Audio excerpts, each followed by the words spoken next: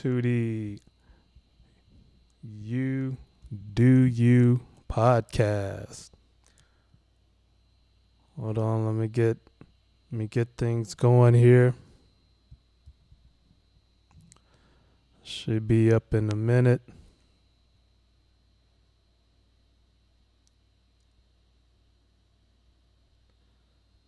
All right. Hold the phone. Hold the phone.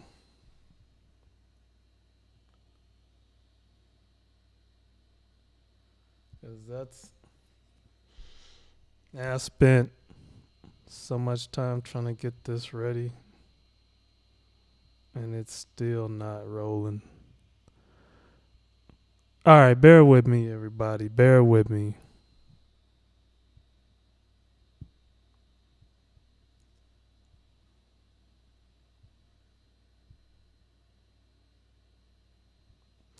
All right, I think I see what it is.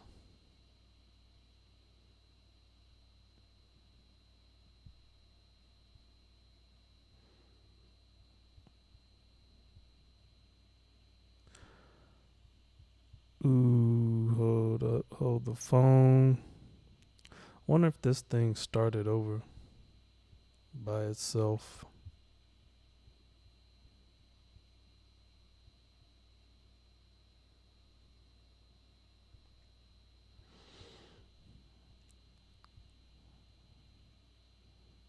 Hold on one moment.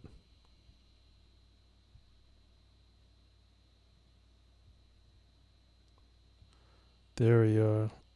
I don't know. See, I didn't even press anything, and it just appeared. All right. Let's get back into it. It's the You Do You podcast.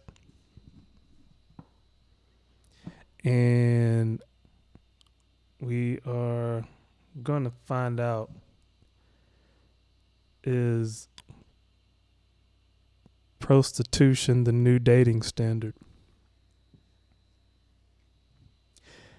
Maybe it's not the new dating standard. Maybe it has been like that for a long time. Let's put it that way. A long time. All right, so last time we did a Medium, we went through a Medium article in which dating these days is glorified pro through a few articles. Floss. 10 fascinating facts about the evolution of dating and courtship. Let's see. I'm going to share. Oh, yeah, I remember.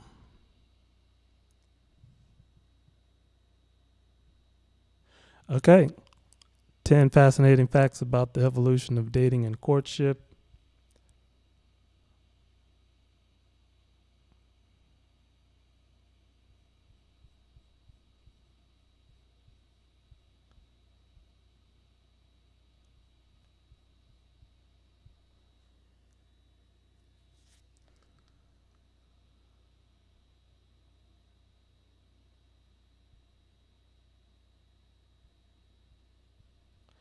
I don't know why it keeps clicking out. I had it good to go before.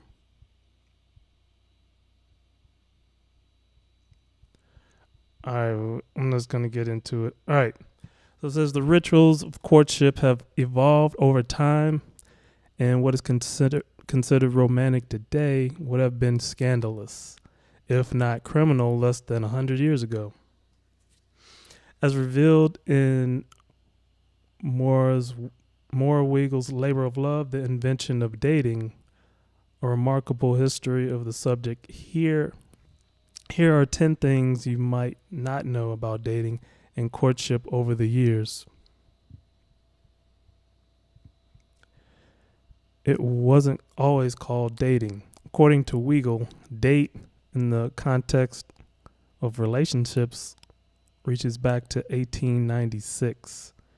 It was first used in a newspaper column in which a young man laments that his girlfriend is seeing other people, that they are filling all my dates, as in the dates on her calendar. Number 2, in 1900, dating could be a felony. At the turn of last century, dating was still a new concept and law enforcement wasn't sure what to make of it. They were sure something sordid was going on. A young man and woman meeting in public, him buying her food, drink, and gifts. Well, it was veritable prostitution in the eyes of authorities, and women could be arrested for it.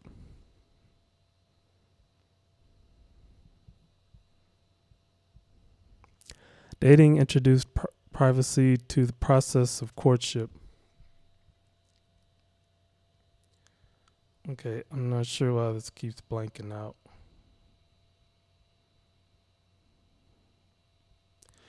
Anyway, dating introduced privacy to the process of courtship. I'm just going to go back to me. Ironically, a man and a woman meeting in public was the best way to have some privacy. Before dating, courtship involved suitors calling on prospective partners in the family home, and since McMansions were not yet a thing, it meant the parlor or kitchen where there were always eyes and ears. Dating came into the picture. Courtship and calling were conducted with the express goal of marriage. It was a family affair, as callers meant heirs, property, and happiness. The newly established dating industry, however, had other goals in mind. Marriage would hurt business. For the first time in human history, writes Weigel, dating made it necessary to buy things in order to get FaceTime with a prospective partner. This remains true today.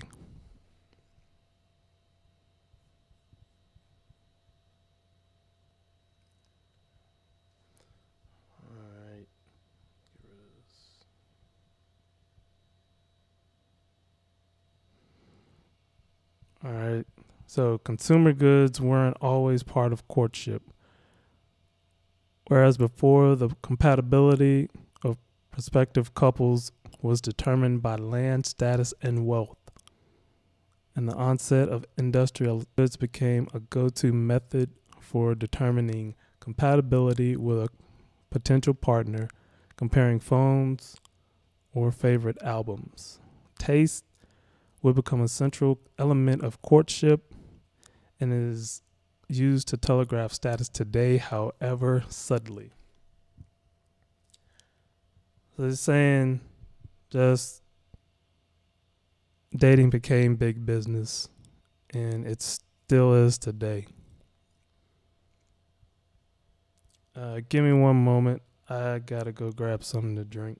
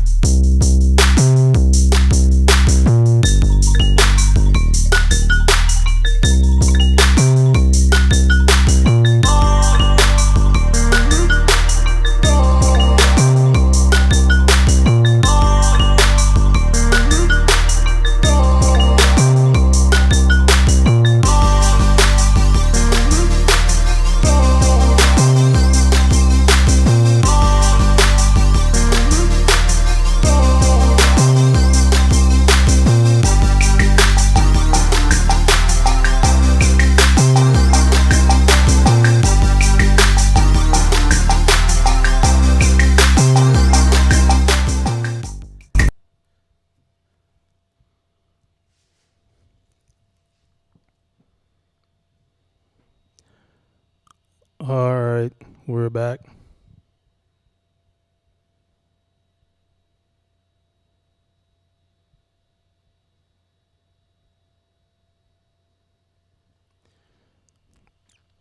Or at least supposed to be back.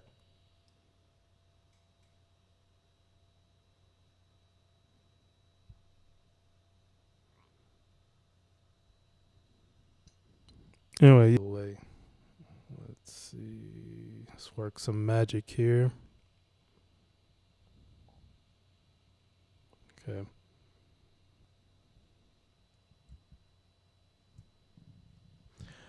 All right, so let's move on to number 6. Department stores changed everything. Department stores brought those of humble means into contact with those of wealth. The shop girl selling fashion learned to imitate her buyers, and labels would come along that could let anyone look rich, driven by anxiety as well as romantic ambition, writes Weigel. The shop girl drove a kind of arms race. The more effectively she sold fashion and beauty culture to her clients, the more mandatory participation in that culture became. It was just what the economy needed.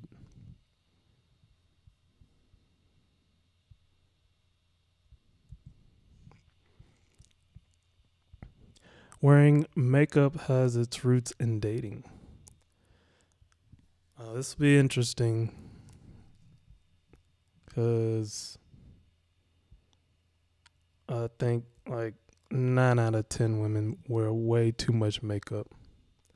Here we go. Before the 1900s, the only women who wore painted faces were actresses and prostitutes. Previously a natural look, it was said, demonstrated clean living. To make their product mainstream, the cosmetics industry renamed their goods makeup with the lofty, admirable goal of making oneself up to express femininity, which I would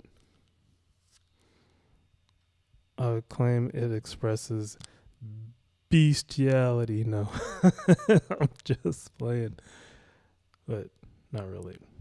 Okay. Even 18th century parents allowed serious couples to fool around. Societal mores before the 20th century weren't so rigid as you might think. According to Weigel, in the United States, a long tradition gave courting couples tacit permission to engage in sexual behavior as long as they stopped short of intercourse. Young couples could sleep in the same bed, provided they were each tarried or sewn into cloth sacks. Benjamin Franklin reminisces their daughter. They would invite him over and leave the two of them in the parlor alone. Versions of this winking permissiveness towards serious couples persisted up through the calling era.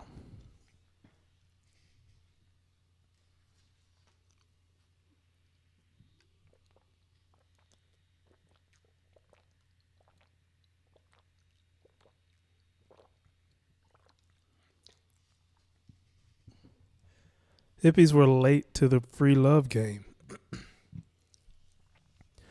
With the rise of Marxism and feminism, in the 1800s came the belief by some activists that marriage was itself sexual slavery.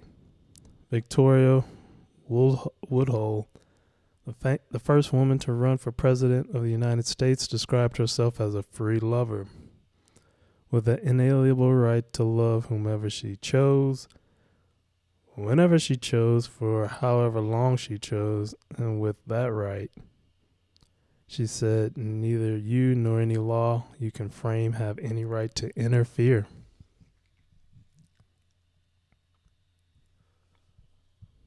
And last, biological clock panic was based on bad numbers. Warnings of the so-called biological clock first appeared in the 1970s and quickly gained traction as a major source of anxiety for women in the workforce and an impediment to career advancement. A direct sexism came with this. The male biological clock was ignored completely, giving men all the time in the world to play the field. But heavily quoted clock statistics were tragically flawed. drawn from French birth records from 1670 to 1830. As one journalist explained, millions of women are told when to get pregnant based on statistics from a time before electricity, antibiotics, or fertility treatment. Now,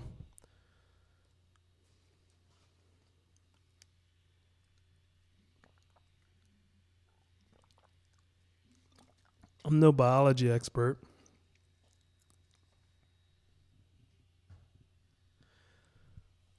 but I know that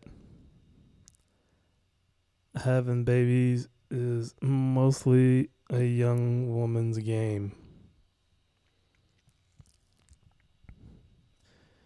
I mean, yes, there's technology such as freezing eggs, IVF, things like that. But mostly, there's a time limit on these things. But you do you. Okay, we're going to move on to, if we can share this. Whoops.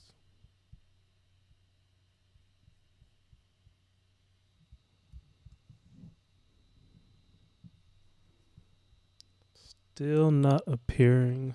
Hold on, let me see if this works. Nope, that doesn't work either.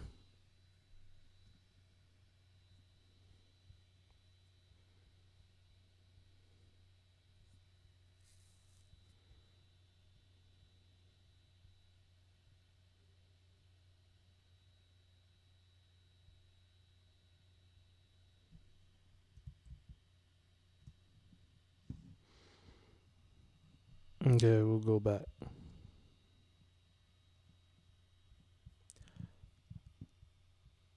All right. So this from history. Let's see. History.com.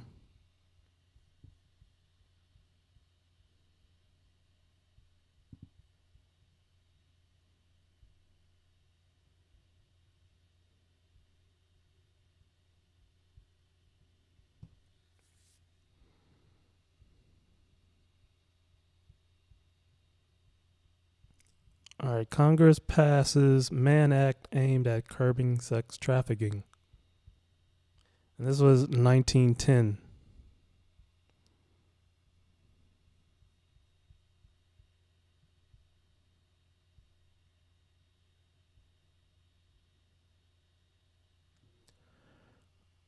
All right, hold on.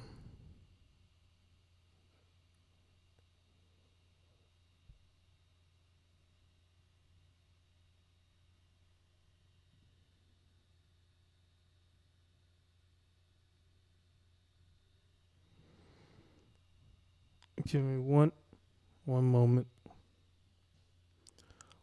while this computer catches up.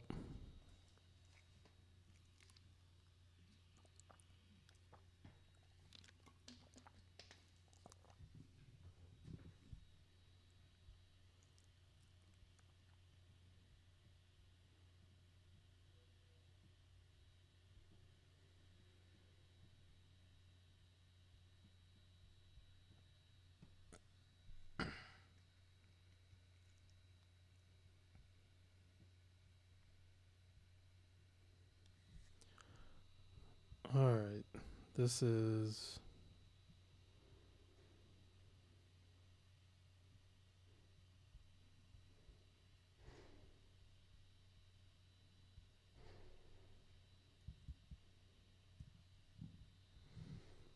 all right. So Congress passes the Mann Act,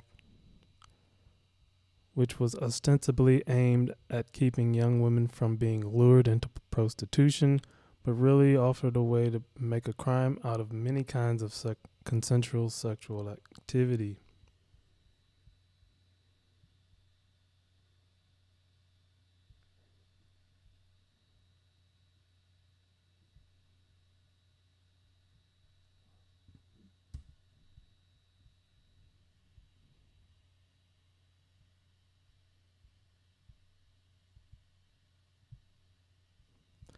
The outrage over sex work began with a commission appointed in 1907 to investigate the problem of immigrant prostitutes. Allegedly, women were brought to America for the purpose of being forced into sexual slavery. Allegedly, women were brought to America for the purpose of being forced into sexual slavery. Likewise, immigrant men were allegedly luring American girls into prostitution. I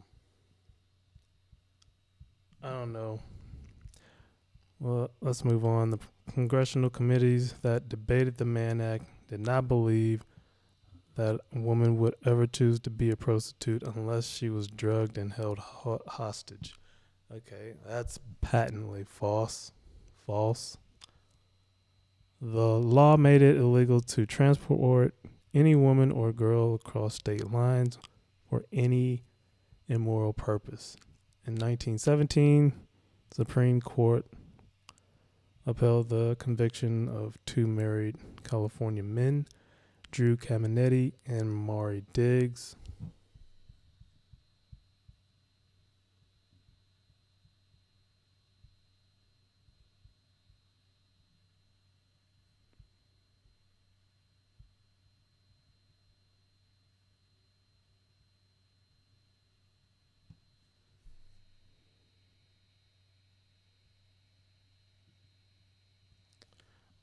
All right, give me one moment.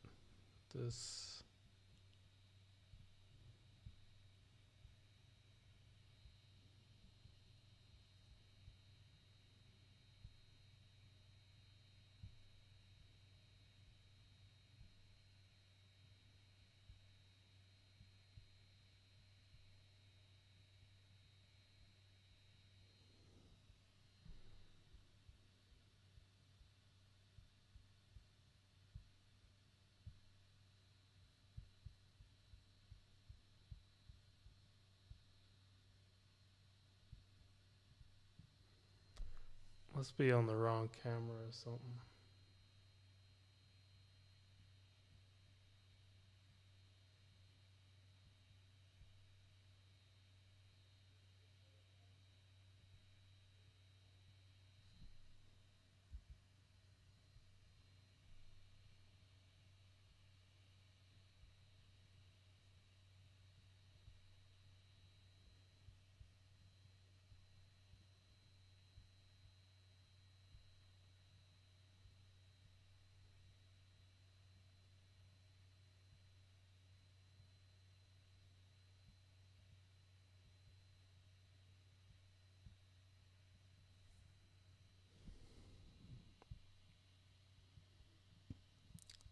Is defaulting to the wrong camera.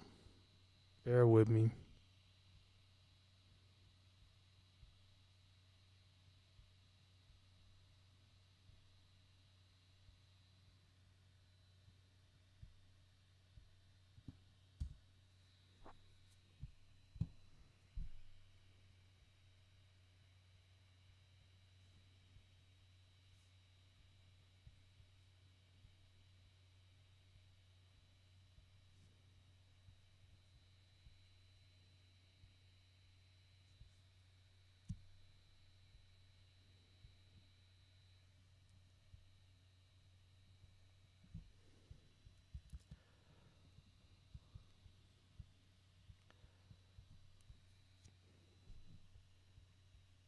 All right.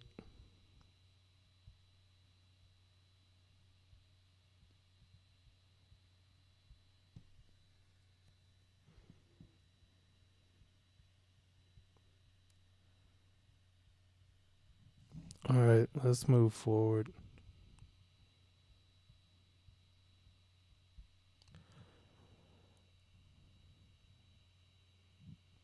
Okay, so 1917, the Supreme Court upheld the conviction of two married California men, Drew Caminetti and Maury Diggs, who had gone on a romantic weekend. Following this decision, the Mann Act was used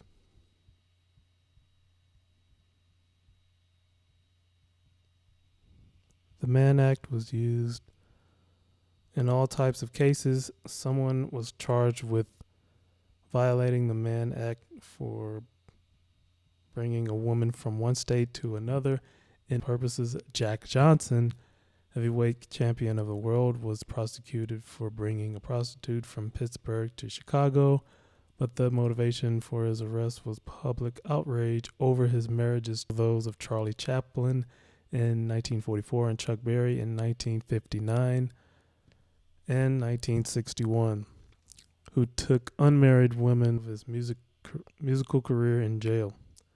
After repealed, it was amended in 1978 and again in 1986. Most notably, the 1986 amendments replaced the phrase any and according to this,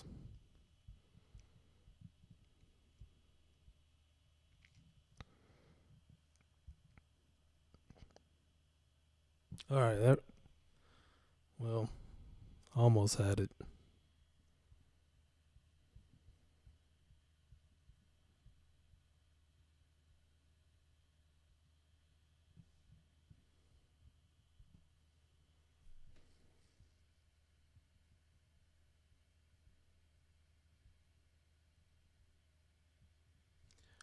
Okay, I'm gonna move to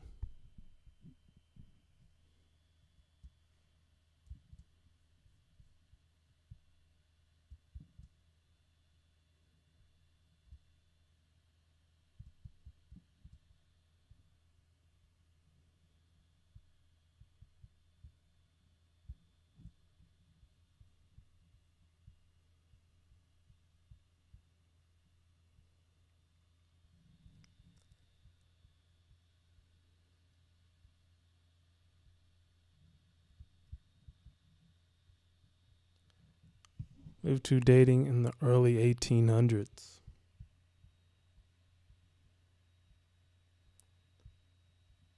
Okay, so where did people go on dates? It says in the 1800s, courting or dating occurred, but not in public. People didn't go on dates, but rather met. These dates occurred in the privacy of a family porch or parlor. Privacy.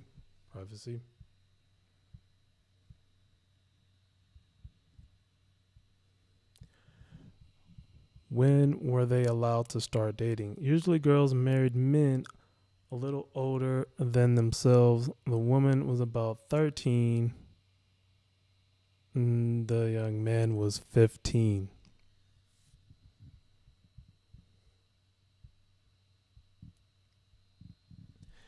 And really that was adulthood back then. And we'll find out that the teenager term was actually a marketing term and didn't exist not too long ago.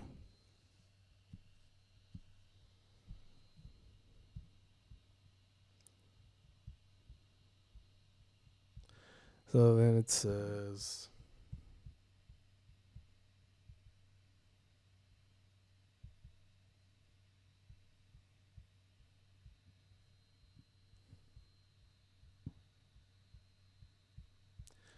definitely struggle streaming today.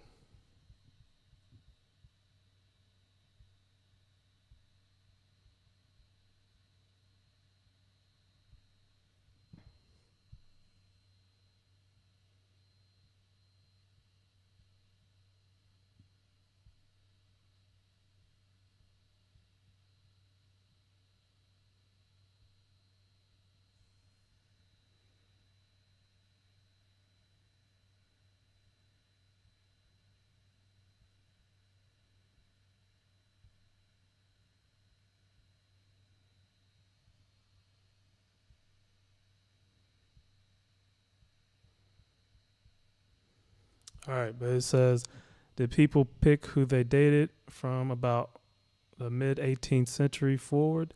Parents didn't play as big a role in courting as they had before.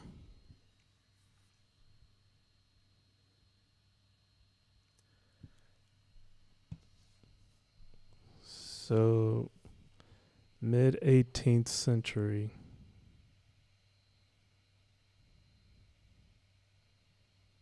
Was 1700. So by then, courting was starting to fade, it seems, by like 1750.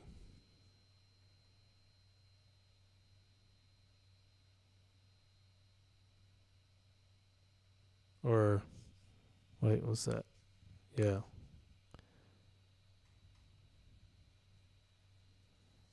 Okay. So then there's one more on this slide.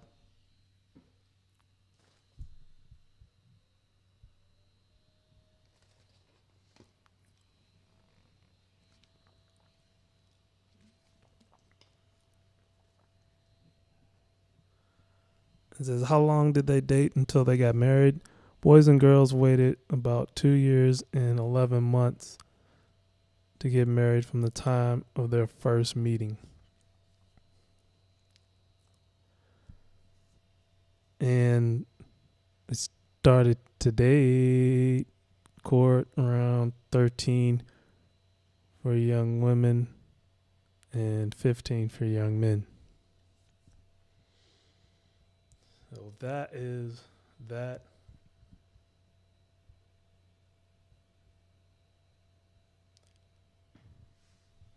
All right.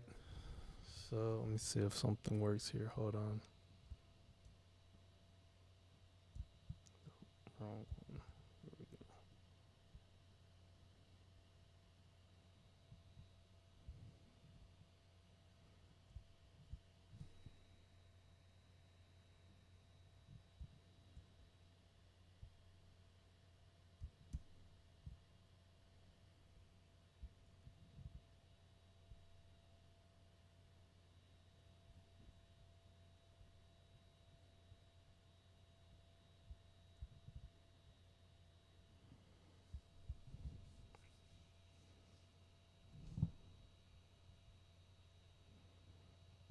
All right, so here is from yourtango.com. Why courtship is better than dating and how to let yourself be wooed. Here we go. Advancements in society have provided women with a newfound sense of financial freedom. Compared to 50 years ago, more women are buying their own homes, paying their own bills, purchasing luxury items, and treating themselves to nice vacations. The only problem is that they can't buy love.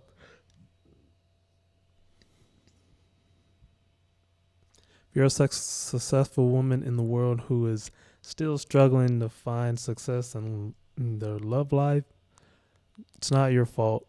Modern day love and dating advice can be a bit complicated. No kidding. Back in the day, relationships were easier because they were clearly defined. There was courtship instead of dating. Men wooed women. Now, men and women hang out and hook up. Many women have sex thinking it's the beginning of a relationship rather than having a relationship first and then expressing their love and commitment through sex. Segs. All right, let me see something.